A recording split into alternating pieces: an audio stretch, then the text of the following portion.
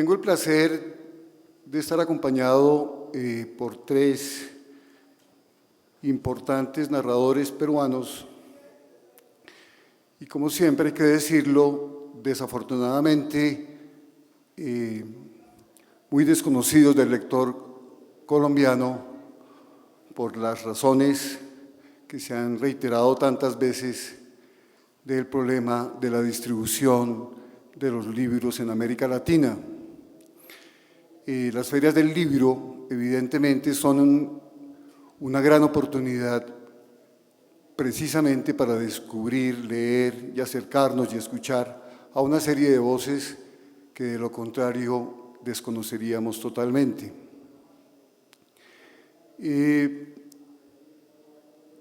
Quizá una de las características principales de los narradores que nos acompañan hoy es su juventud, que obviamente es evidente a los ojos de ustedes. Vamos a conversar con ellos sobre algunos temas que nos parecen interesantes sobre Perú, que como ustedes saben es país invitado de honor en esta edición de la feria y que es realmente interesante cotejar las miradas que tienen ellos sobre un país tan complejo, tan diverso y tan aparentemente conocido por nosotros, y que muy seguramente estamos llenos de prejuicios y de mitos sobre su verdadera esencia. Estamos en espera de Jerónimo Pimentel, que esperemos a ver si se suma a la mesa más tarde, pero les voy a presentar a Carlos Yoshimito, que nos acompaña aquí a la derecha, quien en el 2010 fue elegido por la revista británica Granta como uno de los 22 mejores escritores en español menores de 35 años. Ha publicado, entre otros, los libros de cuento El Mago, 2004, Las Islas, 2006, y Lecciones de un niño que llega tarde, en el 2011. Su último libro se llama Los bosques tienen sus propias puertas. A mi lado está Diego Treyes Paz, quien es doctor en literatura hispanoamericana por la Universidad de Texas.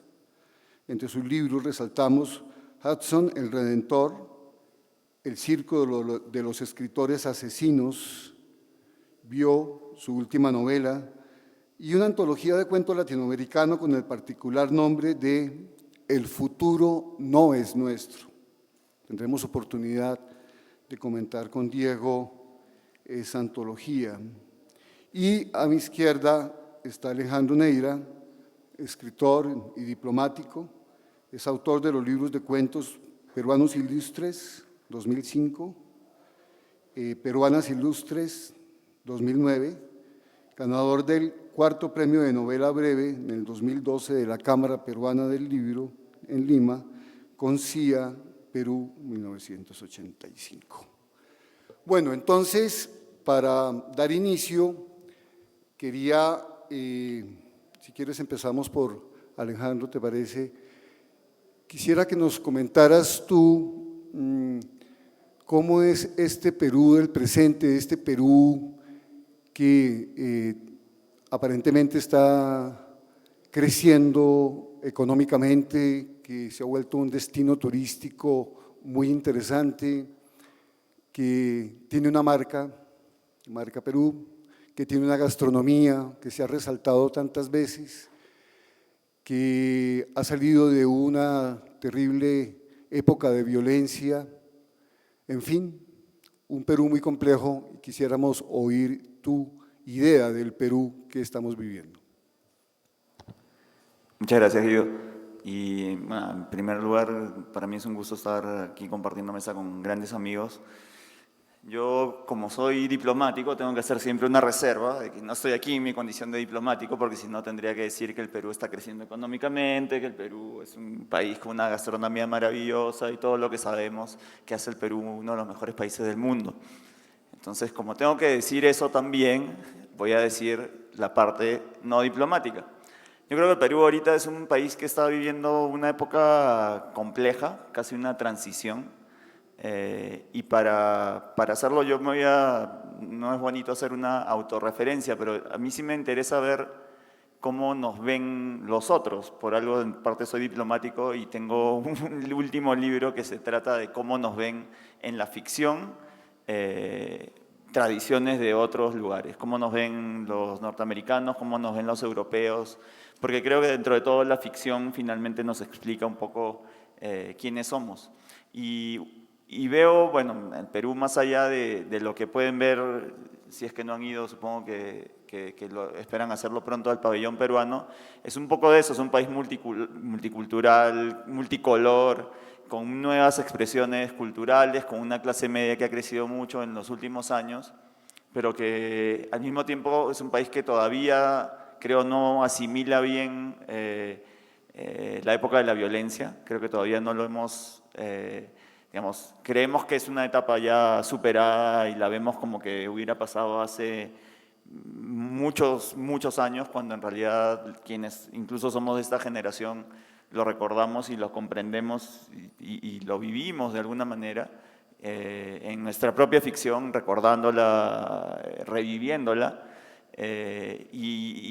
Pero vemos al mismo tiempo, creo, que hay muchas fracturas sociales que por lo menos a mí me causan temor de que no vayamos a caer nuevamente en lo mismo.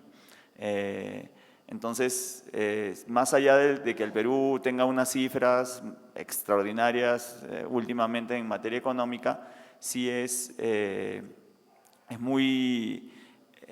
creo que tenemos que estar convencidos de que esto es una condición que hemos vivido en otros años. Yo siempre, el único referente que tengo es mi padre, que ya tiene 82 años, y que me dice que ahora en el Perú estamos viviendo la mejor época que él recuerda.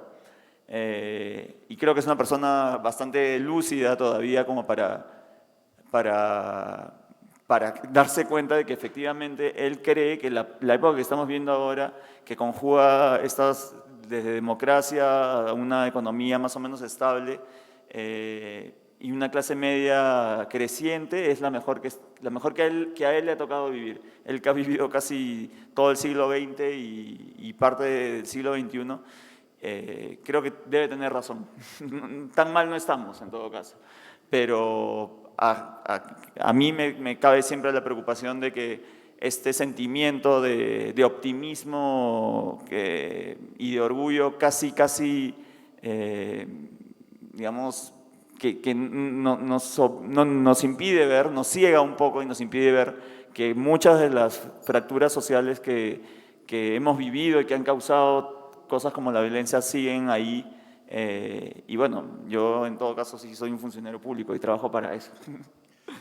Pero mira, Alejandro, antes de darle la palabra a tus compañeros, me gustaría que nos comentaras, porque tú tienes unos textos donde has trabajado un poco el imaginario que tiene el mundo sobre Perú, no solamente en la literatura, sino también en el cine, y no solamente los hombres, sino también las mujeres.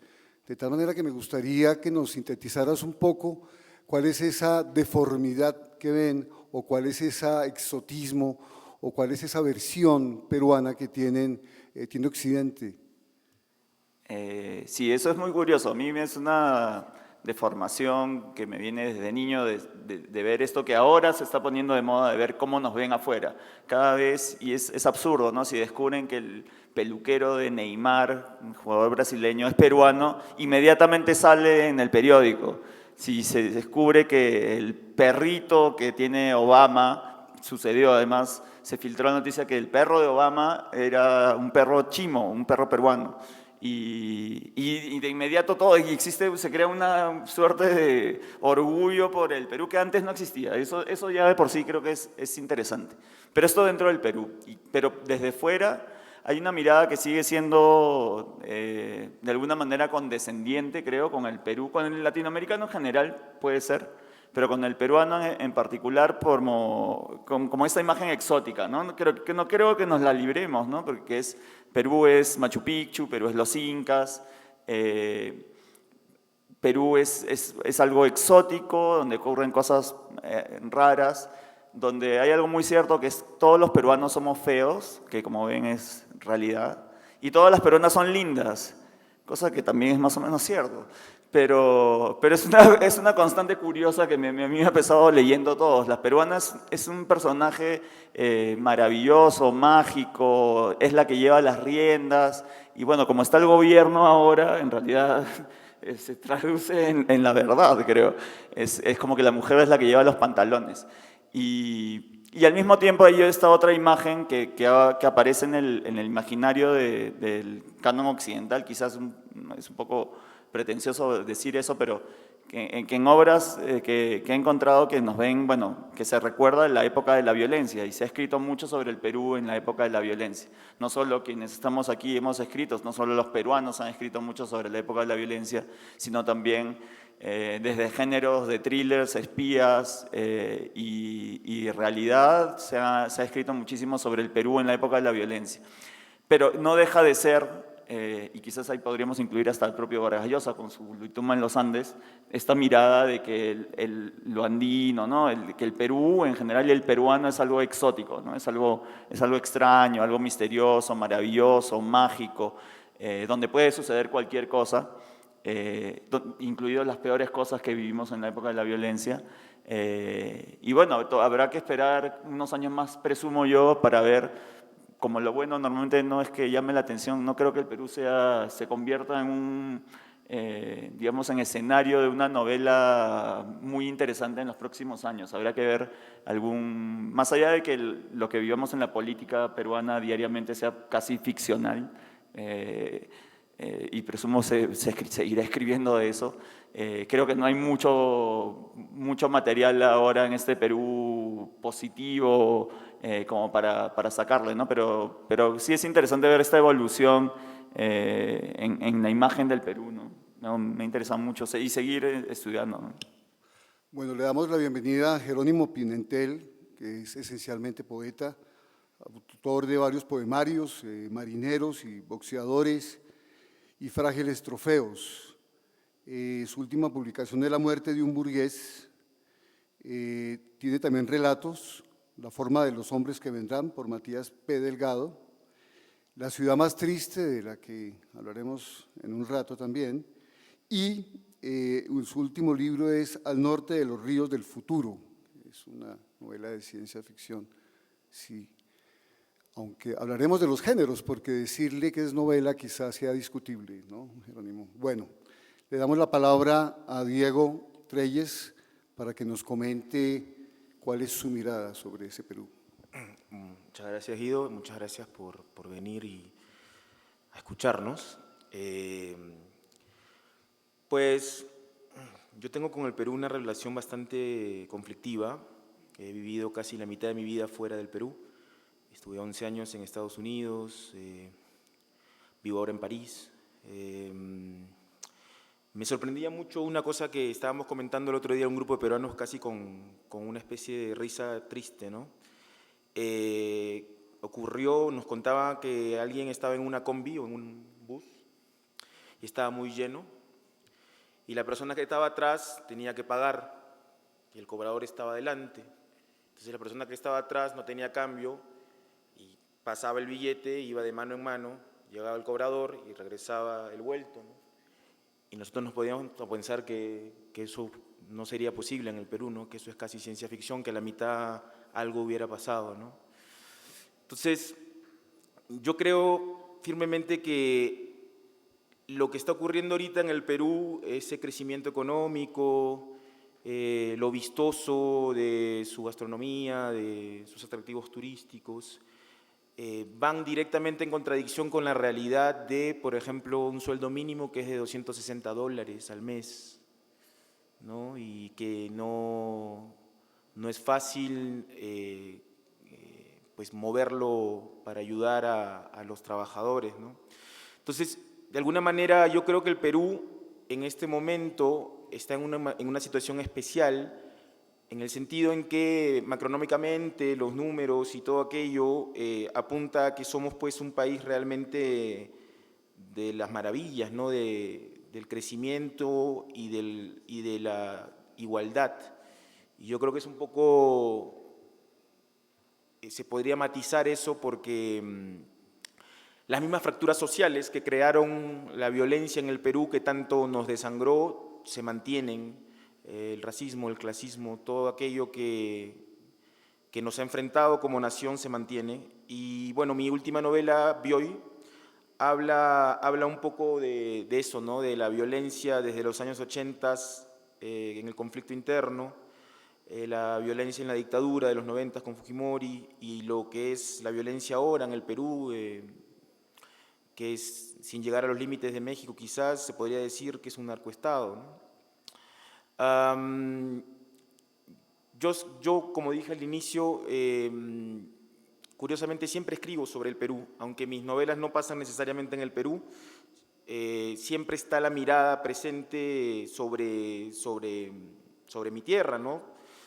A la cual le tengo mucho cariño, pero no dejo de tener cierta distancia crítica, tanto como ciudadano como novelista. Eso respecto a la primera pregunta, ¿no? ¿Cómo está el Perú hoy? A veces yo he pensado que es un país como de las oportunidades perdidas y al mismo tiempo es un país que sale de una época de dictadura que fue muy fuerte y a veces nos cuesta mantener esta frágil democracia que afortunadamente se ha mantenido férrea, pero no hay que olvidar, por ejemplo, que hasta hace poco, en las últimas elecciones, democráticamente casi llega el fujimorismo, ¿no? Otra cosa que me sorprendía mucho al venir a la feria es que acá hay un monumento a la memoria, me parecía bastante interesante, y una de las cosas que pasó luego de la Comisión de la Verdad en el Perú fue que el ojo que llora, que es también una escultura a los muertos durante la época del conflicto interno, fue destruida, le echaron pintura por gente cercana al fujimorismo. Entonces, el Perú es un país de mucha intensidad, de muchas contradicciones, pero es un país que de alguna u otra manera ha mantenido la institucionalidad. Es un país donde nociones como civismo, ciudadanía se están construyendo y es el país al cual yo como creador vuelvo por una necesidad de contar, por ejemplo, documentar lo que nos pasó, lo que hizo, por ejemplo, esa violencia con nosotros y así. Okay. Sí, hablaremos un poco de qué Perú aparece en tu obra también. Bueno, Carlos Yoshimito. Bueno, muchas gracias, Guido. Para mí es un placer enorme estar con mis compañeros y amigos, casi todos ellos, y les agradezco a ustedes por la presencia esta noche en esta sala. Para mí, a mí la verdad es que me resulta un poco problemático pensar en el Perú desde una mirada panorámica, ¿verdad? Yo me atrevería a hablar de Lima, ¿no? Que es la ciudad en la que he vivido toda mi vida. Y lo único que puedo decir sobre el Perú, desde la distancia que me ha permitido observarlo, vivir en el extranjero desde hace 7 años, yo hace 7 años me fui, es que el Perú para mí es una especie de nostalgia inevitable, ¿no? Es el único país que me genera indignación, que todavía me produce cierta ternura, ¿no? Es decir, es un efecto sentimental, ¿verdad? Y creo que es esencialmente una experiencia afectiva, ¿no? Desde el lado político, desde luego, hay muchas cosas que discutir. Desde luego, también los panoramas que han presentado tanto Diego como Alejandro son verdaderos. Creo que hay muchos conflictos latentes, que hay desencuentros, conflictos, y que Perú todavía es una construcción imperfecta, que está descubriendo su nacionalismo tardíamente, es la impresión que tengo. Y yo la verdad es que no me atrevo sinceramente a hacer un panorama porque no conozco, por ejemplo, a profundidad los Andes, no he estado nunca en el Amazonas, ¿no? A lo mucho podría decir que Lima es una ciudad aborrecible para mí en muchos aspectos porque no porque sea horrenda, ¿no? Al parecer hay mucha gente que se regodea en la fealdad de Lima. Yo creo que es una ciudad bonita, pero sí tiene una violencia contenida que a mí me espanta cada vez que vuelvo, que es, por ejemplo, no poder salir a montar bicicleta con tranquilidad. Hay una agresividad en la gente que es curiosamente muy latente, ¿verdad? Y aparentemente controlada, ¿no? La gente, por ejemplo, es excesivamente amable, ¿no? Y la gente cuando uno vuelve o cuando uno es un extranjero que visita por primera vez la ciudad de Lima, encuentra un calor y un cariño excepcional, ¿no? Hay como una vocación de servicio en la gente, ¿no? De amabilidad constante. Pero solo hace falta conducir un auto por las calles para sentir toda la violencia que esconde la gente, ¿no? Es impresionante la violencia entre los conductores, ¿verdad? Y cuando uno quiere cruzar un paseo peatonal, por ejemplo, es imposible, ¿no? De modo que para mí esos pequeños gestos de convivencia imposibles me hacen observar Lima con cierta distancia, y es algo que me ha ido alejando mucho, ¿no? Después de 7 años de no estar allí, además esos pequeños detalles se me han ido agrandando, ¿no? Sin embargo, dicho todo esto, me es inevitable sentir el cariño por la ciudad y por la gente que vive en ella, ¿no? Por lo tanto, las circunstancias que se han descrito no las puedo más que lamentar y de sentir con mucha pena, ¿no? Hay cosas lindas en Lima y en el Perú en general, y creo que, bueno, el pabellón que se ha armado para esta feria lo muestra, ¿no? Su riqueza, su diversidad cultural, ¿no? Pero creo que en términos de ciudadanía, ¿no? De convivencia comunitaria, hay mucho que aprender, y yo espero que todos estos defectos que se han ido enumerando sean un proceso en marcha hacia un perfeccionamiento, ¿no? de convivencia, básicamente, ¿no? Sí. Ahora que hablabas de Lima, me pareció que estabas hablando de Bogotá, pero bueno, en fin. Jerónimo.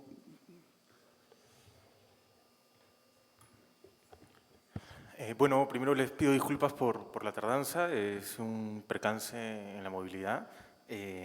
La pregunta es un poco genérica. Yo tengo una relación un poco distante o diferente, mejor dicho, respecto a la experiencia de muchos de ellos, porque yo, bueno, igual soy limeño, siempre puedo hablar mucho más de Lima que del Perú. Tengo con un amigo escritor que está acá presente, Martín López de Romaña, siempre bromeamos porque le digo que una vez hecho mi árbol genealógico, llega a la guerra de independencia, así que no soy ese tipo de sudamericano que busca en sus apellidos o en sus parientes otras nacionalidades a las cuales refugiarse. A mí solo me queda el Perú. El Perú, muchos escritores han tratado de definirlo desde la famosa pregunta de Vargas Llosa en Conversación en la Catedral hasta una señora de una comunidad shipiba que en un reportaje de televisión hace 8 años le preguntaron qué era el Perú para ella y contestó una enfermedad, y eso fue muy chocante para todos. Yo veo que el Perú ha entrado, si lo vemos, si digamos, abrimos un poco el foco hacia lo macro, en un proceso en el que las clases populares y las altas han logrado un consenso en el liberalismo, en lo que los franceses llaman el laissez-faire. En un lado se llama emprendedurismo, en los estratos más bajos, y en los estratos más altos se llama neoliberalismo. Pero hay una coincidencia en eso. Hay una clase media ilustrada, pequeña, que se opone a ello y trata un poco de mediar, pero básicamente el Perú ha tenido dos grandes golpes en los últimos 40 años. Uno ha sido la reforma agraria que hizo el general Velasco Alvarado. A nosotros peruanos se nos hace muy extraño pensar cómo en Colombia no ha habido una reforma agraria, porque realmente la reforma agraria fue la que rehizo el país con consecuencias económicas catastróficas, pero consecuencias sociales muy positivas. Y la otra es Sendero Luminoso, fue un grupo terrorista, maoísta, polpotiano, que empezó una matanza, básicamente mediatizó al hombre simplemente como un fin, como un medio para conseguir un fin ideológico absolutamente delirante y sangriento. Y curados de ese extremismo izquierda, el Perú se abrazó, digamos, esta reconciliación que es una suerte de yo no me meto conmigo y tú no te metas conmigo, y cada uno hace un poco lo que quiere y cada uno se las busca como quiere, ¿no? Eso desde las grandes empresas constructoras que están creando ahora un boom inmobiliario, hasta el comerciante informal que sin ningún sentido ni respeto de la ciudadanía o de las normas o los reglamentos sale a buscarse el día y lo consigue, ¿no? Ese es un poco el país que estamos celebrando y que estamos construyendo. Es igual un país mejor que el de hace 20 o 30 años. Yo creo que no hay duda en eso. Si ustedes van a Lima van a encontrar un clima de optimismo. Ahora, ¿qué tan justificado está o no? Es como que otra pregunta, y cómo eso afecta o no las literaturas o las representaciones literarias también es un tema interesante para conversar, ¿no? Sí, y es el siguiente tema realmente. Quisiera leerles unas citas un poco desordenadas que tomé precisamente para que entremos a hablar sobre cuál es el Perú, o qué trozo del Perú, o de Lima, o, en fin, es el que a ustedes les ha interesado narrar, contar. Dice una cita de La ciudad más triste, de Jerónimo Pimentel, dice: la melancolía no es una enfermedad de escritores, sino una circunstancia geográfica, hablando de Lima. Lima es una negación, de ahí su horror penetrante, su hondo espanto. Otra: Lima no es una ciudad, sino un estado de suspensión, un hipo congelado, un homenaje al dios pagano de la indecisión. Estas frases me sirven para preguntarles a todos ustedes sobre cuál es el Perú que les ha interesado narrar o escribir sobre él. No sé si empezamos por el que menos ha escrito sobre el Perú, aparentemente, que sería Carlos. Bueno, yo he escrito casi todo sobre Brasil, así que digamos que no soy como muy apropiado para responder eso, ¿no? La Lima que he escrito, que se resume a quizá 2 cuentos, concretamente, es, bueno, es la ciudad de Lima del centro, y es probablemente una Lima tan inventada como el Brasil que he descrito en todos los demás cuentos, ¿no? La Lima es básicamente ese lugar de afecto, de convivencia conflictiva, ¿no? Un poco irrespetuosa, que puede ser también, como te decías, Bogotá, y podría ser probablemente Río de Janeiro, ¿no?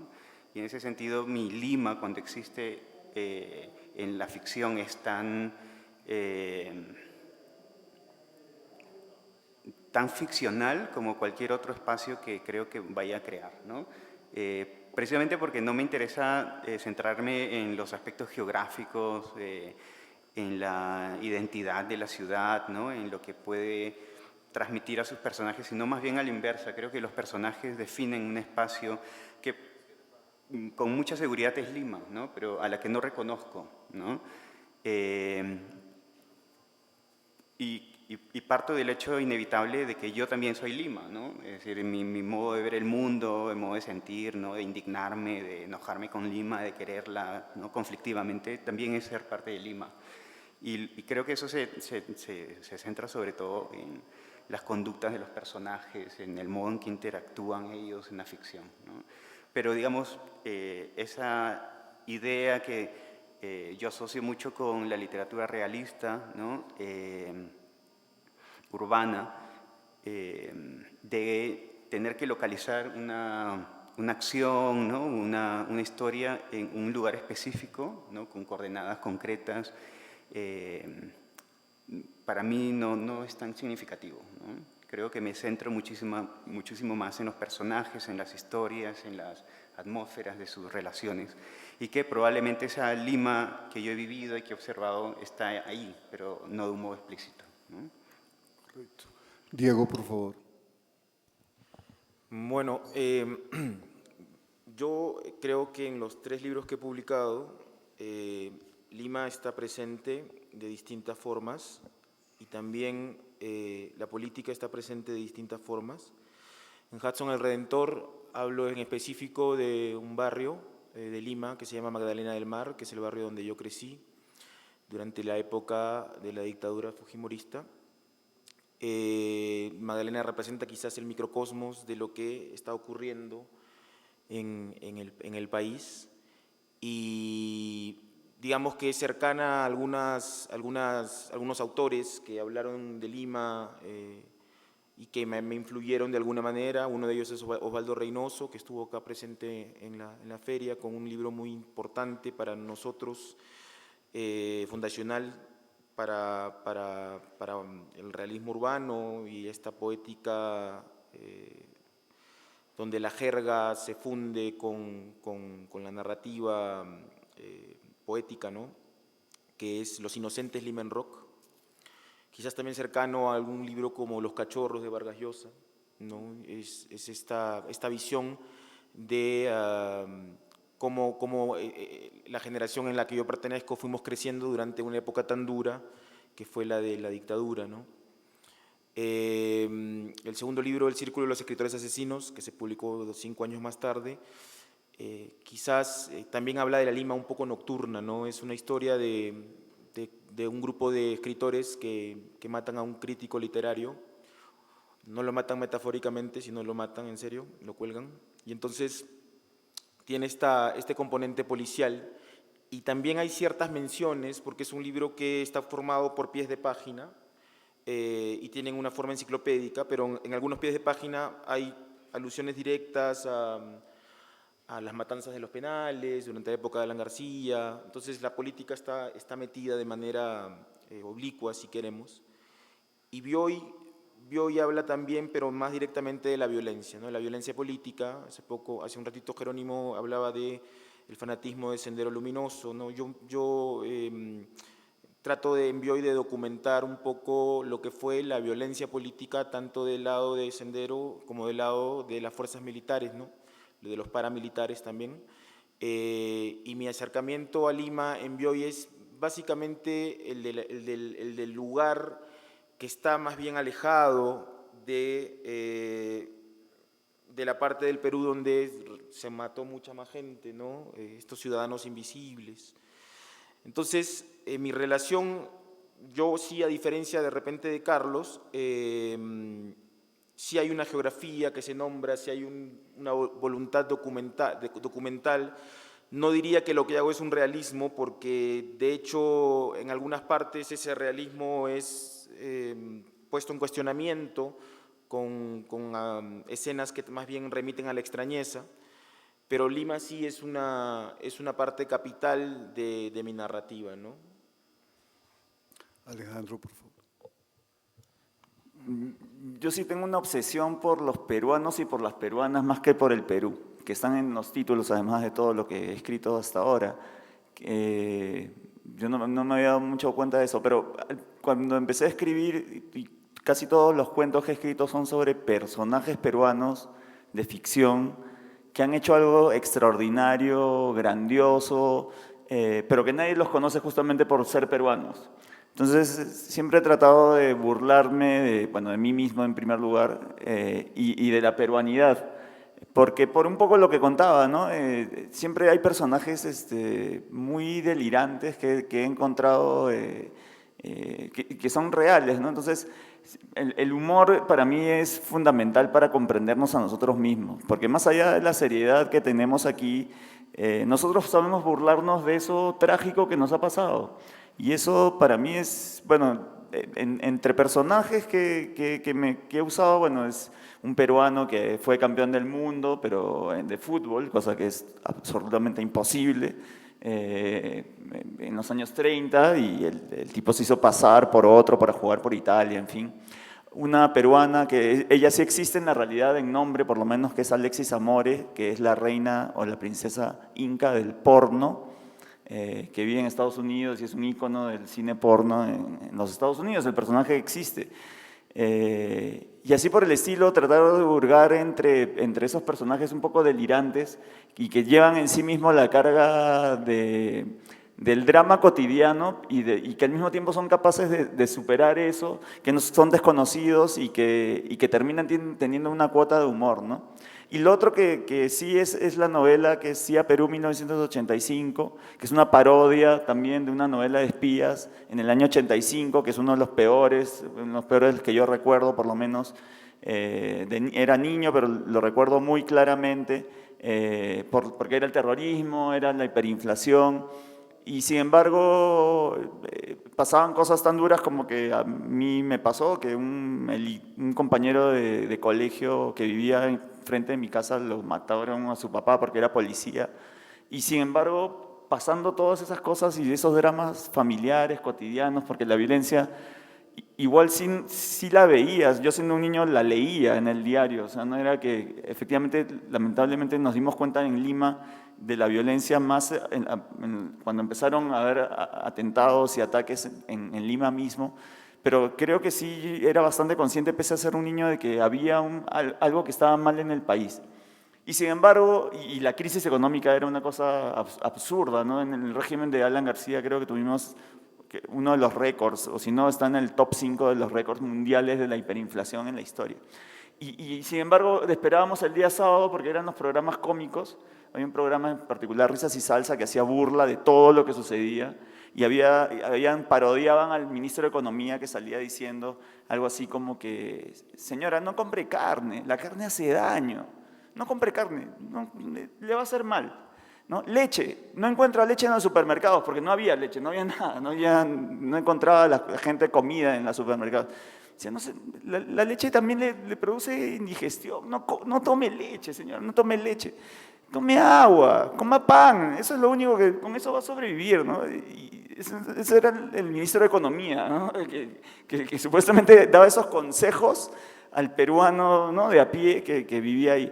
Y claro, cuando uno ve eso, no lo procesa. Yo lo estoy procesando 20 años después, cuando recuerdo esas cosas y cuando, gracias a la magia de YouTube y estas cosas de Internet, uno recuerda cosas o ve cosas que sucedían en la época y me parece alucinante cómo vivíamos o sobrevivíamos el drama cotidiano, porque se iba la luz todos los días, ¿no? Entonces prendíamos nuestra vela, teníamos una lámpara de querosene, prendíamos la radio, eran rutinas de guerra que vivimos en Lima mismo. Y sin embargo, vivíamos eso también con una cierta, no diría que levedad, pero sí con un desparpajo, por decirlo de alguna manera, que nos hacía vivir el humor. Entonces, yo rescato, a través del humor trato de rescatar esas cosas que me parecen llamativas y que creo que, no sé si a todos los latinoamericanos, los mexicanos son muy parecidos, creo que los colombianos tienen algo así, de ese ser, digamos, de buscarle la parte cómica hasta el drama más terrible, ¿no? Sí, para protegernos, ¿cierto? Totalmente. Jerónimo. Bueno, yo soy tal vez el que ha tenido el acercamiento más geográfico al tema de Lima. Yo tengo una novela que se llama La ciudad más triste, que es la reconstrucción del viaje de Herman Melville, el autor de Moby Dick, por Lima en 1843, cuando la ciudad tenía poco más de 20 años de vida independiente. Me fascinaba mucho las visiones que deja Melville regadas a lo largo de su obra, en Moby Dick, en Las Encantadas, en Billy Bat, en Benito Sereno, hay acotaciones muy puntuales, y siendo esa una etapa de gestación, un poco yo trato con mucha ambición y muy consciente de las posibilidades de fracaso, de tratar de regresar a ese momento germinal en el que nace el Perú como república y Lima como capital, para ver si ahí encuentro eso que se mantiene hasta ahora, ¿no? O lo que en términos decimonónicos se llamaría un espíritu nacional, ¿no? Digamos, el mayor hallazgo que encontré, que de hecho no es mío, sino es de un gran crítico peruano, Estordo Núñez, tiene que ver con cómo Lima es una ciudad, ya no estoy hablando del Perú, ¿no?, sino de Lima, es una ciudad ensimismada, ¿no? Muchas veces, cuando se ha mencionado acá el tema del terrorismo, que fue un hecho muy traumático, siempre se menciona como digamos, cómo se le dio su verdadera importancia, su real gravedad cuando llegó a la capital, ¿no? No Ayacucho, que está a cientos de kilómetros al sur de la ciudad, donde llegaban algunas noticias, pero casi no se lo tomaba en serio, ¿no? Un presidente peruano, Fernando Belaúnde Terry, los calificó de avigeos, ¿no? Lo que ahora, digamos, 69.000 muertos después, es un poco, no sé si da risa o pena, ¿no?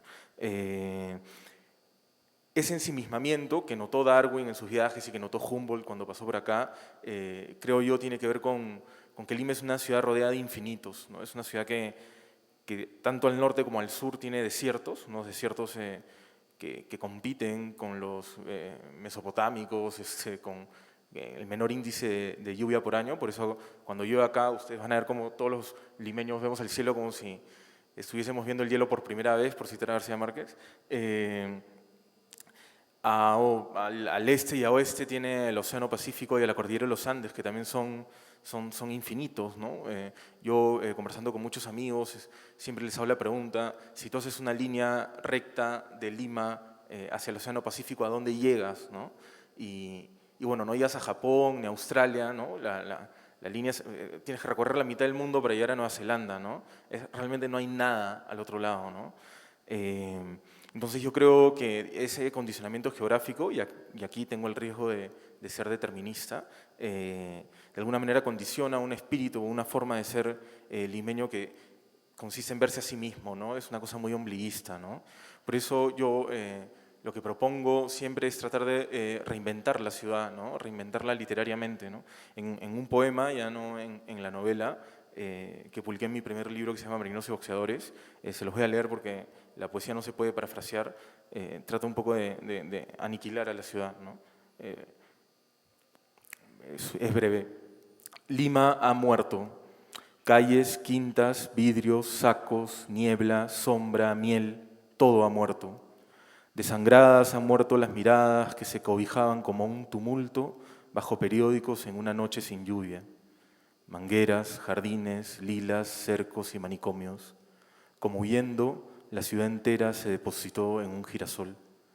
Delicadamente murió Lima.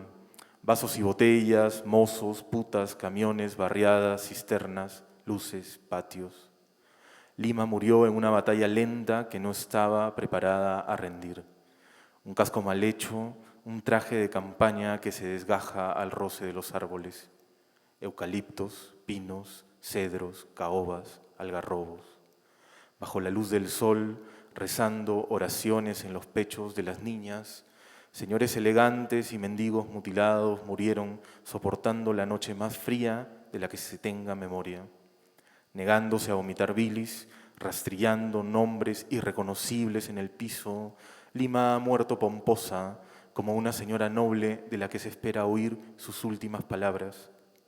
Palomino, Buckingham, Guzmán, Olarte, Ruiz, ventiscas, fumarolas, brisas, humo, nubes. Extintos han desenvuelto largos manuscritos que tenían guardados en cajones polvorientos y han empezado a recitar versos nerviosos que escuchamos como el requiem seco de una muerte que no puede ser la nuestra. Lima ha muerto y es lo único que importa. Es lo que pienso.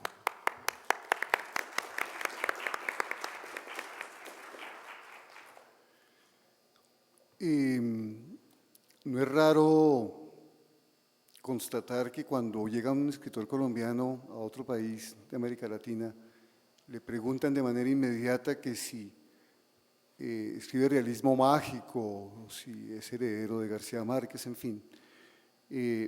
Estos malentendidos son muy comunes entre nosotros, tanto que muy seguramente a ustedes les preguntarán que si todos son hijos de Vargas Llosa.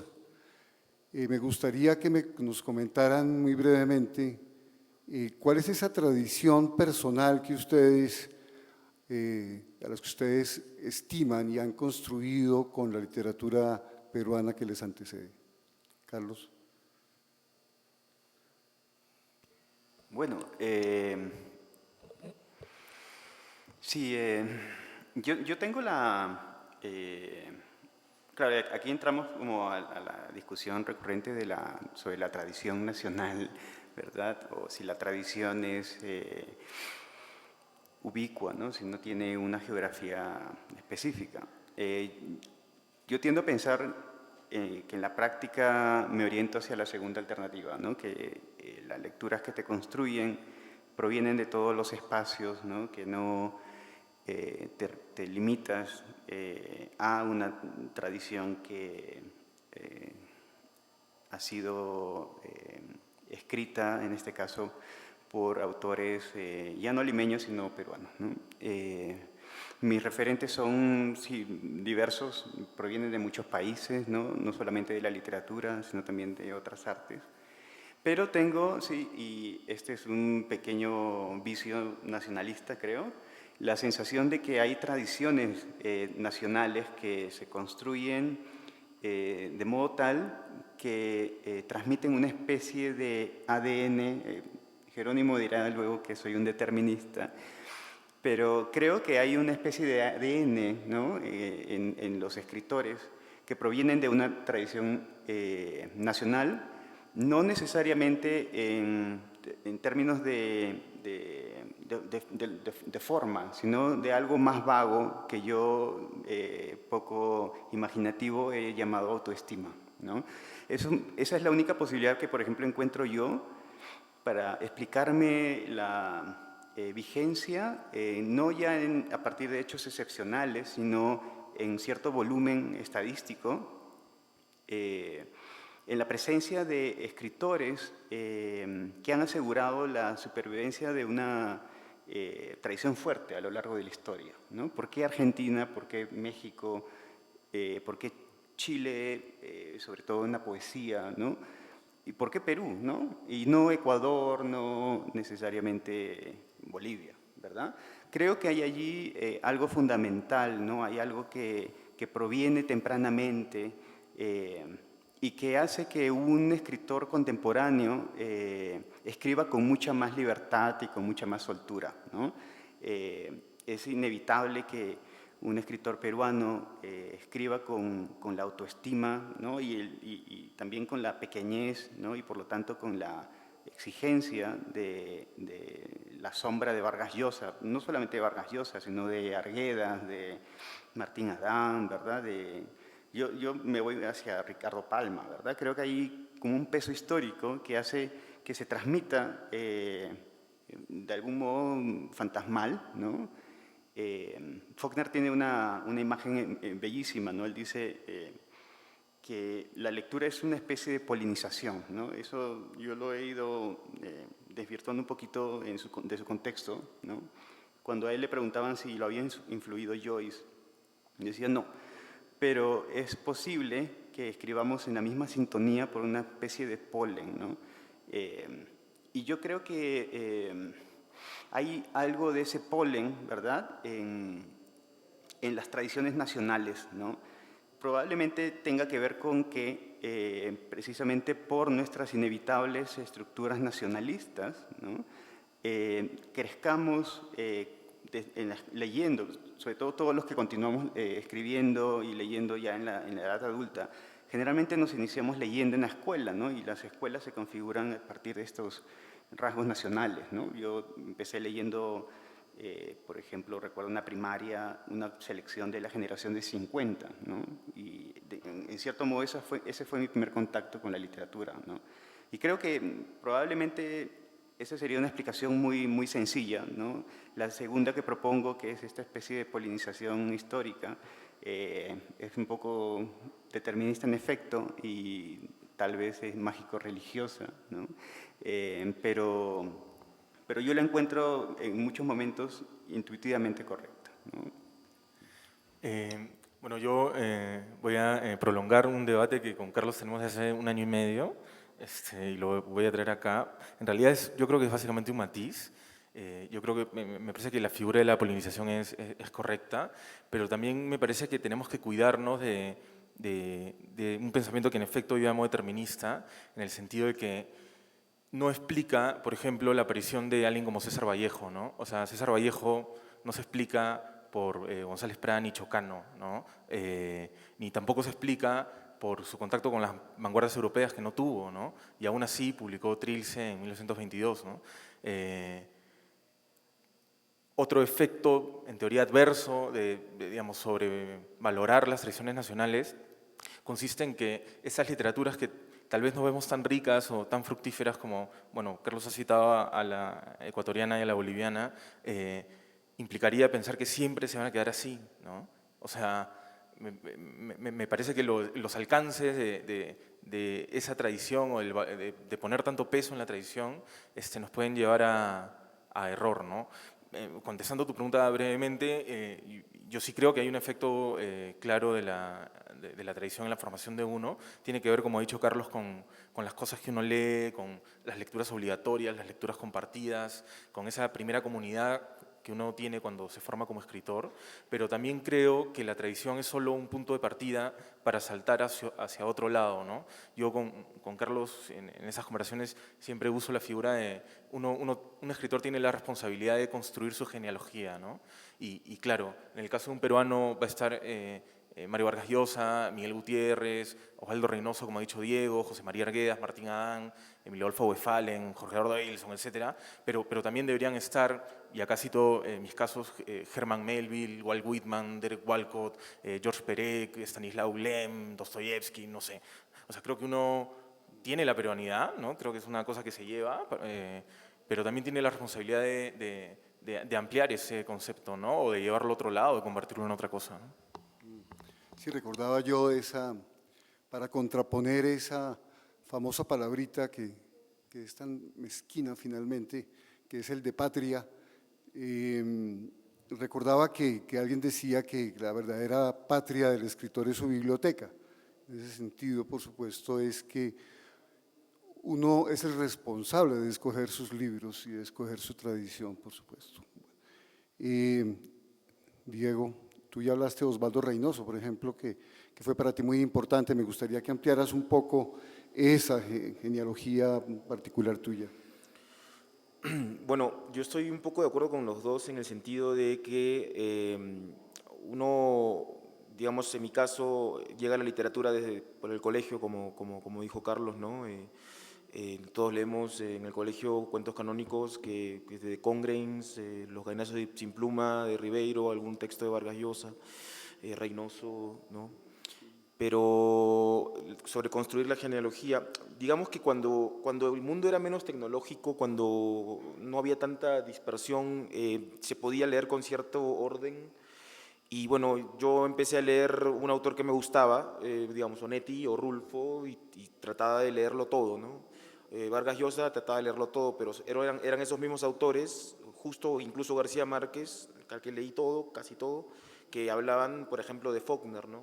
Entonces uno va llegando, va escalando como con orden, ¿no? Va subiendo una escalera, ¿no? Y Faulkner te va derivando a otros autores, ¿no? Entonces, eso es claro, ¿no? Ahora te hablaría de autores que no necesariamente son muy conocidos, pero para mí fueron muy importantes, como que no forman parte de un canon, pero sí se van descubriendo, se van redescubriendo, como Manuel Puig, como Vicente Leñero, como Ibargüengoitia, como Ricardo Piglia, como Bolaño mismo, bueno, que ya no es ningún descubrimiento. autores que se identificaban con géneros mal llamados menores, como el policial, como la ciencia ficción, como la novela histórica, pero vista desde un punto más bien humorístico, como que era lo que hacía Ibargüengoitia, ¿no? Yo personalmente, sin embargo, me hice escritor o decidí conscientemente ser escritor, o creo que lo decidí leyendo a Vargas Llosa, un libro fabuloso para mí que se llama Los Cachorros, que tiene un primer párrafo que lo he leído 1 millón de veces y me sigue pareciendo increíble. Y sin embargo, sí también creo que hay un peso en la tradición. Hay un peso en la tradición que es muy fuerte. Y no solamente va con Vargas Llosa o Ribeiro, ¿no? Sino también con César Vallejo, a quien yo considero realmente un extraterrestre, ¿no? Alguien que es excepcional, ¿no? Alguien que hizo algo que nadie se esperaba, ¿no? Y que para mí es un referente que yo siempre estoy nombrando y tratando de citar, aunque yo no soy poeta, ¿no? Entonces, hay una escena, quizás con esta última anécdota que voy a contar para cerrar mi participación en esto, hay una parte en mi libro El Círculo de los Escritores Asesinos que puede resumir un poco cómo yo me sentía con esa tradición vargasllosiana, ¿no? Es una parte en la cual uno de los personajes va a un malecón en Barranco, que es donde queda la casa de Vargas Llosa, que mira al mar, ¿no? Y él le dice a su amigo, están tomando un ron, y le dice, bueno, yo cada vez que puedo vengo ebrio o sano y me quedo acá sentado esperando a que salga él, ¿no? Y lo único que veo es un edificio que me ensombrece, ¿no?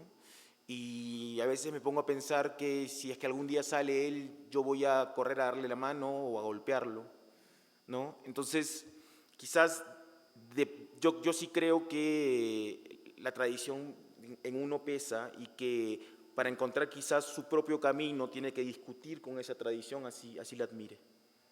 Correcto. Nosotros también tenemos un Vallejo extraterrestre. Alejandro, tú por favor, tu tradición. Bueno, como diplomático diré que concuerdo con todo lo que han dicho mis colegas anteriores, pero diría algo más, que es que yo también creo que tengo muchos referentes y entre los nacionales hay uno que no ha mencionado y que es un poco desconocido, lamentablemente, pero creo que es quizás el prosista más fino del Perú, seguramente todavía vive, es muy mayor, que se llama Luis Loaiza. Tiene unos textos maravillosos, que son ensayos sobre todo, que son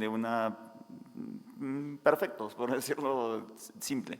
Digamos, ese es un gran referente para mí y quizás digamos, inconscientemente sí, además de los grandes, pues los que todos han mencionado, la sátira política, sin quererlo mucho, pero la sátira política que viene desde la colonia y la república, y Ricardo Palma, ¿no? Las tradiciones peruanas de Ricardo Palma, que son un gran compendio de peruanidad, pero sobre todo de humor, ¿no? De picardía, pero también de cierta fineza en el trabajo de las historias y de recuperación de lo propio. Entonces, quizás esa sea la beta que a mí más me gusta y bueno, en general de otras tradiciones. Yo le decía a Carlos ahora en la mañana, nosotros tuvimos la suerte de estudiar juntos en la universidad y la cosa maravillosa de la universidad es compartir lecturas, ¿no? Uno cree que ha leído todo y cuando se da cuenta que, sobre todo entrando a literatura en San Marcos, que fue lo que estudiamos nosotros, yo no había leído nada y fueron gente como Carlos que me empezaban a hablar de gente que yo no conocía, ¿no? Y así uno va hurgando hasta que yo tengo una beta de George Perec, que ha mencionado Jerónimo, y de Ulipo y de toda esta gente que hacen alquimia con el lenguaje, ¿no? O sea, buscarle los juegos de palabras, los retruécanos, todo eso que lleva mucho al humor, ¿no? Al trabajo del lenguaje, pero para encontrarle una vuelta de tuerca siempre a eso, al lenguaje, ¿no? Sí, hagamos una última pregunta antes de darles la palabra a ustedes, porque seguramente tendrán algunas inquietudes. Y esta pues, va dirigida a una cosa obvia que debe producir esta mesa y es la inquietud en ustedes para que lean a los escritores que nos acompañan hoy. Y es referida un poco a la forma como escriben ustedes sus textos y para abrir un poco ese tema, quiero citar a Jerónimo que dice: que él escribe sin género, ¿no? Entonces me gustaría que me comentaras un poco a qué te refieres con esa frase. Claro, yo creo que muchas personas, muchos jóvenes escritores que empiezan en esto, están muy condicionados por elementos extra literarios o por consensos literarios que de alguna manera tratan de enmarcar pulsiones expresivas que deberían ser libres, ¿no? Claro, todo esto es una argumentación a posteriori que doy por mi fracaso como escritor, ¿no? Pero quiero que suene bonito.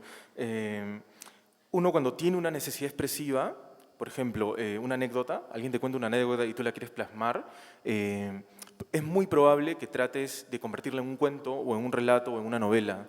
Y a veces eso no es un cuento, ni un relato, ni una novela, sino es otra cosa. Es algo que tal vez no tiene nombre ahora, tal vez es una prosa, es algo tan abierto como un diario, como una confesión, como algún género intermedio, algún resquicio que hay entre estos cajones que hemos definido y en el que estamos de acuerdo que son el cuento y la novela, ¿no? Creo que pasa lo mismo con la poesía, ¿no? Creo que a veces uno tiene una imagen, a veces uno construye una imagen, o a veces tiene la necesidad de comunicar un sentimiento, una emoción o una sensación a través de la palabra, y lo que hace es versificar, ¿no?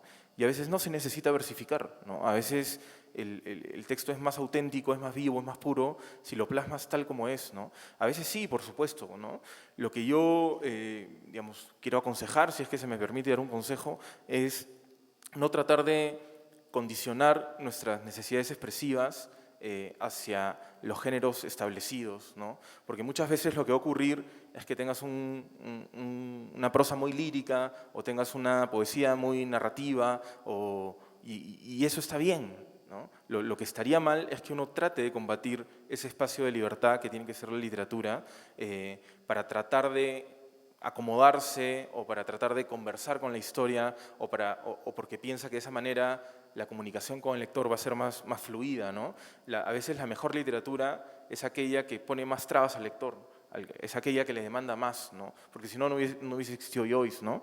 Entonces, yo, por ejemplo, para mí esto ha sido un descubrimiento, ¿no? Yo en mi último libro, que se llama El norte de los ríos del futuro, que tú has presentado ahora como una novela de ciencia ficción, pero algunos amigos creen que es un poemario y de verdad a mí no me interesa mucho qué es, ¿no? Me parece que me gusta que habite en ese espacio indefinido, es lo que el lector quiere que sea, ¿no? El libro es la semilla que fructifica en la imaginación del lector, ¿no? Entonces, mientras menos paratextos, mientras menos condicionamientos le demos, yo creo que la literatura va a estar más viva, ¿no? Va a respirar mejor.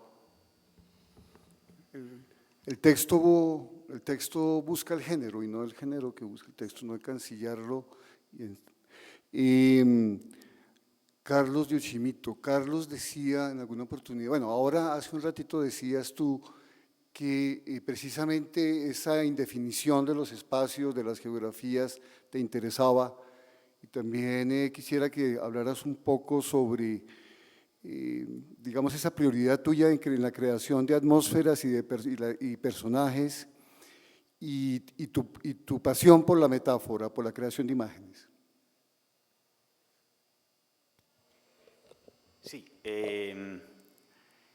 sí, yo creo que lo que dije previamente se explica por algo que yo alguna vez he llamado un método antimetódico, ¿no?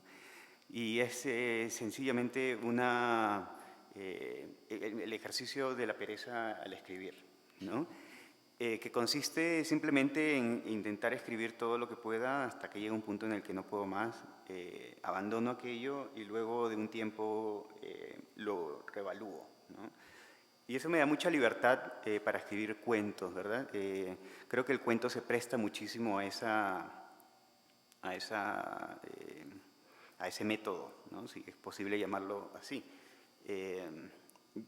Lo llamaría de algún modo como una especie de escritura en modo reciclaje, ¿verdad? Porque encuentro constantemente fragmentos, ideas, pequeñas frases aforísticas, ¿no? Que voy abandonando y que luego descubro y que en algún momento me parecen funcionales no solamente como parte de un fragmento en un párrafo o simplemente como una intervención de un personaje en el diálogo, ¿no? Entonces, todo eso me resulta práctico cuando tengo que escribir cuentos que no tienen urgencia en terminarse, ¿no? Pero que eventualmente, tarde o temprano, tienen que hacerlo, ¿no?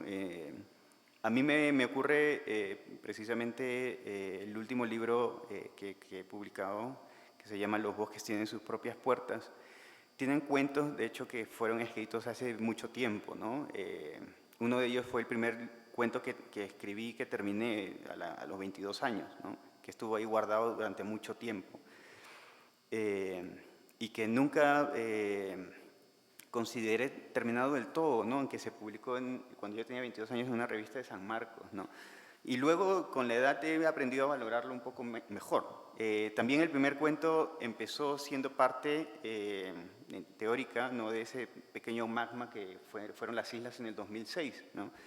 Avanzaron 2 páginas que en su momento me gustaron a medias y que quedaron ahí rezagadas, ¿no? Entre otros papeles, y que redescubrí hace un año, año y medio, cuando emprendí ya conscientemente la escritura de lo que ese cuento anunciaba, ¿no?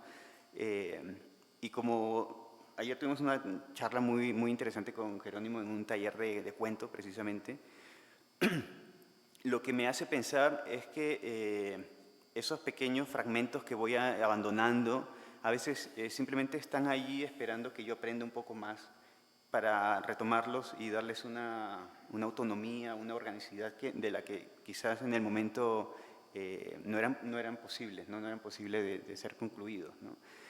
De modo que si es posible hablar de una metodología, digamos que lo mío sería esa especie de reciclaje de lo que ocurre como una reacción inmediata a eventos o imágenes o circunstancias excepcionales, que es lo que a mí actualmente me interesa, ¿no? Y eso me está alejando también de lo realista, ¿no? De lo que puede ser lo cotidiano, ¿no? Estoy tratando de centrarme más en cosas que no, se me están haciendo historias mucho más oníricas, ¿no? Y en ese sentido creo que tengo mucha más libertad, ¿no? Tengo la oportunidad de crear de la nada, ¿no? De una absoluta ingravedad, ¿no? O ingravidez, no sé. ¿Sí? ¿Ingravidez? Sí. De modo que, digamos, no sé explicar exactamente mi método. Me fascina Felisberto Hernández y siempre que puedo zafar de esta pregunta, lo cito a él porque él creo que dio una explicación bastante más razonada, aunque muy intuitiva, de lo que yo podría ser capaz de hacer. Y él solía decir que sus historias, ¿no? Él básicamente era un cuentista, surgían como unas pequeñas plantas que habitaban en él, ¿no? Que él simplemente tenía que regarlas. Yo creo que ese es un modo que explicaría el modo en que yo funciono también, ¿no? Sí, gracias, Carlos. Yo desafortunadamente no he podido leer todavía la novela de Bioy de Diego, perdón, lapsus, de Diego, pero sí leí la primera página y me impresionó profundamente el lenguaje, un lenguaje duro, hiriente. Quisiera que me hablaras un poco de eso, de ese lenguaje tuyo, esa entrada de esa novela tan dura. Gracias. Bueno, pequeño comercial. La novela se va a presentar este sábado a las 7:15 en el Pabellón Peruano. Y precisamente voy a hacer algo relacionado con esa primera página, porque básicamente lo que dice la primera página es que si el lector no está preparado para seguir, porque la novela podría ser muy dura, pues que abandone, ¿no? Si no es para usted esta novela, pues yo lo invito a abandonarla. Evidentemente yo sé que no la va a abandonar porque ahí le dejo el gancho, ¿no? Bioy fue una novela que me demoró 5 años Yo he publicado 3 novelas, cada una con una diferencia de 5 años. Soy en esencia, creo, un novelista, aunque escribo cuentos también. No soy un poeta, no podría jamás escribir poesía, aunque tengo ciertas partes que podrían ser cercanas al lirismo poético, ¿no? En esencia, Bioy creo que ha sido la novela que más me ha costado. Es una novela en la que yo creo que logré de alguna manera alcanzar un lenguaje, un estilo que era el que yo iba persiguiendo desde hace mucho tiempo, y que además de las influencias muestran algo, una temática que a mí siempre, desde que lo vivimos todos, era como una necesidad de novelar, ¿no? Que es la época de la violencia política.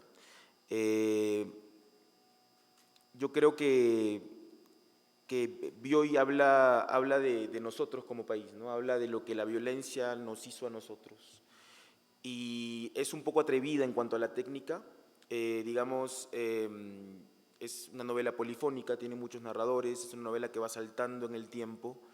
Es una novela que empieza con una violación conjunta a una presunta terrorista, en la cual participan, o más bien el personaje principal, Bioy, es forzado a violar a esta mujer, y vemos cómo va una progresión, porque la novela empieza en el año 86, y no es un antojo mío, la novela empieza en el año del Mundial de México. Y era importante eso porque las personas que asisten a violar a esta presunta terrorista vienen de ver un partido de fútbol y vienen de participar de la algarabía, de lo que genera el fútbol, y luego se convierten pues en torturadores, en violadores, ¿no? Entonces quería también un poco hablar de eso, ¿no? De esos dos perfiles, esas dos perspectivas, que era la oscuridad, lo realmente escalofriante, y dentro de las mismas personas el júbilo, el deporte, los padres ejemplares que en la noche torturaban gente, ¿no? Entonces, un poco también acotando lo que decía Carlos, yo creo que una persona, al menos es mi caso, un escritor no solamente, y yo sé que hay varios escritores acá, mi experiencia es que uno va escribiendo todo el tiempo, o eso es lo que a mí me pasa, uno está como en estado de literatura, y mucha gente cree que uno se sienta frente a la pantalla y dice, bueno, voy a escribir una novela, ¿no? Y empieza a escribirla.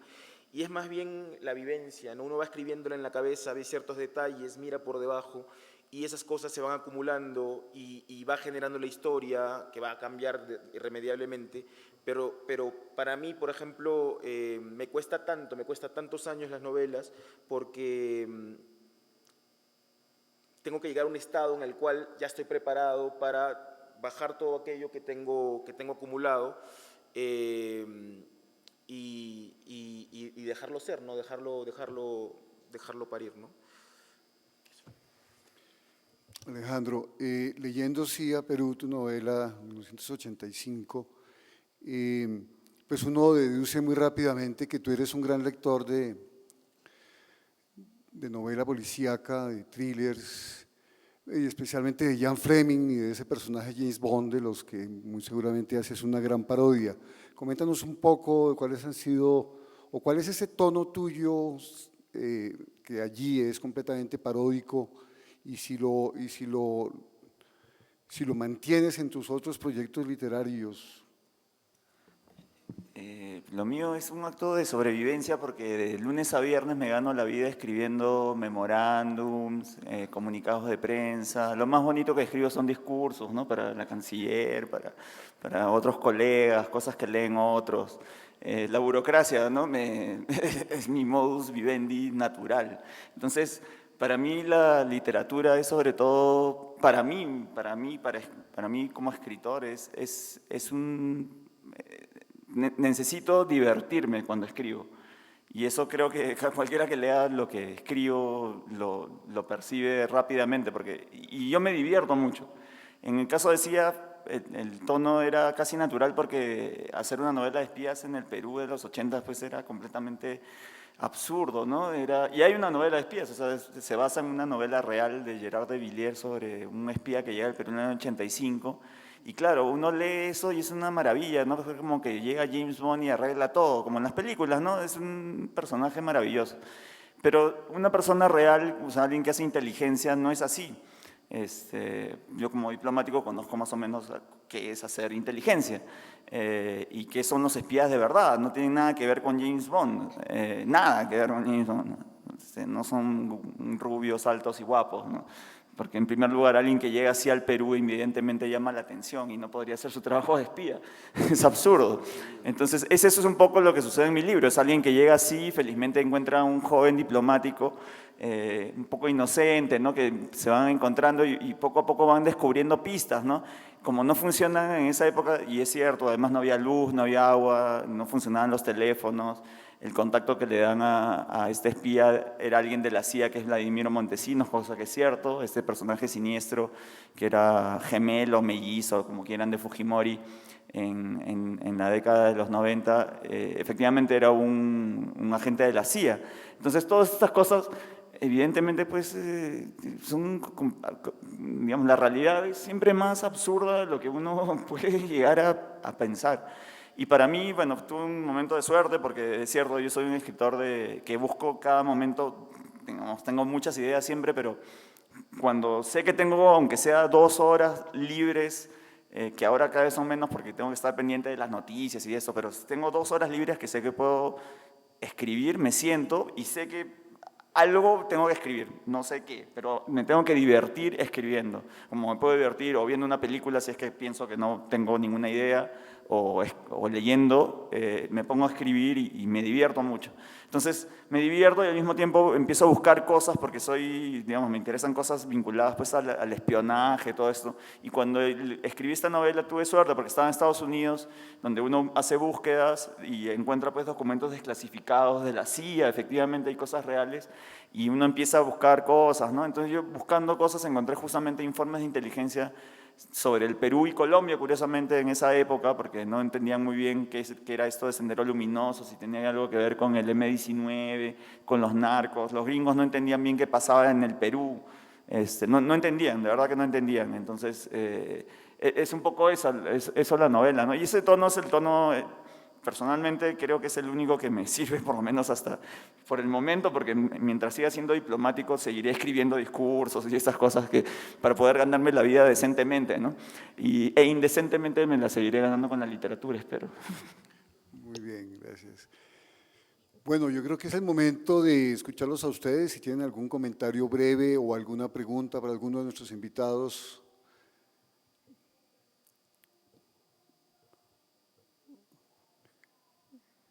Hay silencio, nadie toma la palabra. Yo quisiera hacer un último comentario y preguntarle a Diego. Diego hizo una antología, como les comenté al comienzo, sobre cuentistas latinoamericanos jóvenes, y me gustaría preguntarle muy rápidamente para terminar ¿qué idea tienes tú, qué idea te hiciste precisamente en esa investigación que significa hacer una buena antología? ¿Qué idea tienes de lo que está sucediendo en la literatura, en la cuentística latinoamericana más reciente?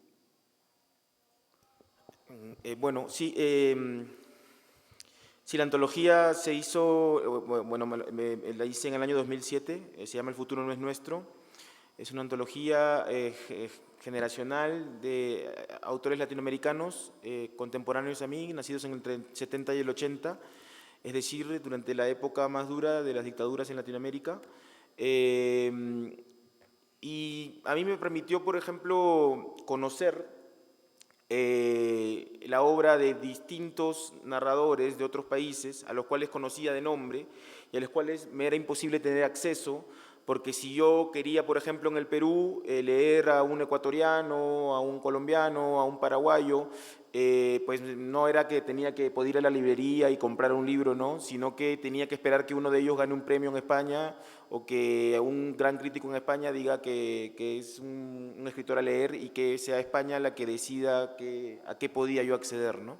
Entonces, un poco pensando en eso, se hace este proyecto que no se publica directamente, o sea, no se vende a una gran editorial como, no sé, Planeta o Alfaguara para que la distribuya por todo el continente, sino va publicándose de a pocos en Argentina, en Chile, en Bolivia, en México, en Panamá, después en Hungría, en Estados Unidos, finalmente en Perú. Y era un poco una respuesta a esta especie de aduana que teníamos desde el mercado español. Algunas de las cosas que yo pude notar, sobre todo, tienen que ver con la manera en que nosotros encaramos la literatura, nos enfrentamos a la literatura y cómo con otras generaciones previas, como Macondo, Se habla español, Líneas aéreas, nosotros de alguna manera estábamos no solamente presentándonos como escritores en busca de lectores, sino al mismo tiempo recuperando de alguna manera esa relación primigenia entre el lector y el autor, ¿no? Que era la base de lo que hacemos, de la ficción, y también quizás una relación un poco más cuidadosa con el mercado, ¿no? No en el sentido de que los libros no se vendan, sino discutiendo un poco con antologías como Macondo, que viene, no viene evidentemente del país, del espacio ficcional de García Márquez, pero como McDonald's y Hondo, ¿no? Y era esta idea de que para ser un escritor de la generación de Fuguet había que estar presente en las librerías estadounidenses, donde Estados Unidos era el tótem, donde somos escritores cosmopolitas y ya no tenemos que hablar de la violencia de nuestros países, sino de lo que ocurre en nuestras relaciones personales o cuentos en, no sé, en Hungría y en Londres. Entonces, un poco también con la idea de hacer de una antología una especie de eslogan publicitario, ¿no? De PIN. El futuro no es nuestro trató un poco de acercar más la literatura de jóvenes escritores a los lectores. Acá en el público está la editora de la edición peruana, que es la que todavía creo que pueden adquirir, creo que quedan algunas en el pabellón. Y descubrió para mí dos cosas: grandes proyectos narrativos. Está en el pabellón. Está en el pabellón. Grandes proyectos narrativos en muchos países que al final yo me sentía un poco corto, tenía muchos autores y poco espacio, no podía hacer una Biblia. Entonces, la primera vez que se lanza fue de manera electrónica, justo en Colombia. Lo pueden encontrar ahora, si ponen Google El futuro no es nuestro, les va a salir la antología con 54 autores, que es más que una antología, un muestrario, ¿no? Hay varios autores colombianos, hay varios autores peruanos de todos los países, y después en el 2009 se lanza el libro de manera impresa con cuentos distintos, y es a partir de ahí que se crea este pequeño, bueno, pequeña germen para que se publiquen en otros países. Yo creo que hay escritores de mucho valor y creo que, como dije, la manera de encarar la literatura es por lo menos bastante vital, ¿no? Sí, esta mesa ha sido una pequeña antología de escritura, de literatura peruana. Hay una pregunta, perdón.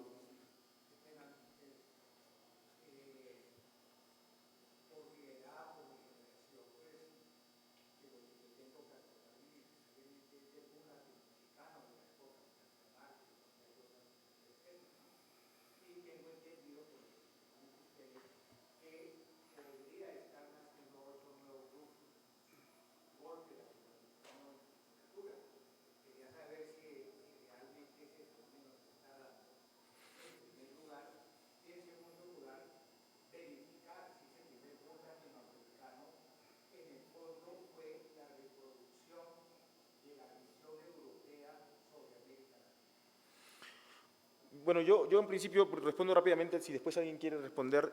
Yo tengo mucho conflicto con la palabra boom.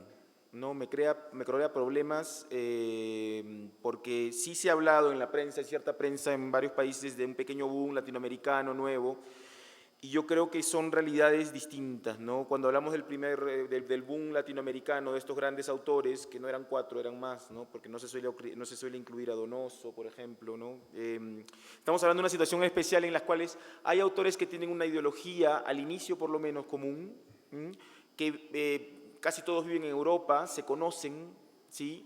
Son estupendos escritores y logran algo que nosotros no hemos logrado, que es que la crítica y la lectoría, el éxito confluyan.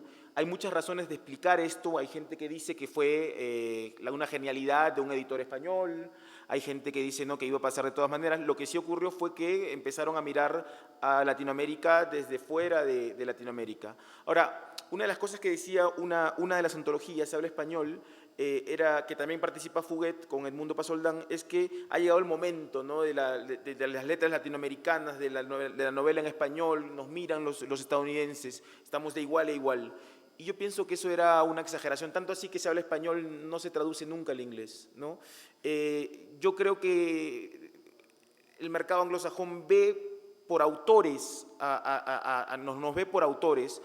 García Márquez es un caso excepcional y últimamente yo creo que eso ocurre en un mercado donde se traduce el 5% de todas las lenguas con Roberto Bolaño, que sí logra que nos vean desde afuera, ¿no? Pero, como dije, yo la palabra boom no la usaría para hablar de nosotros y tampoco creo que sean comparables las situaciones, ¿no? No sé si alguien tiene algo que piensa distinto.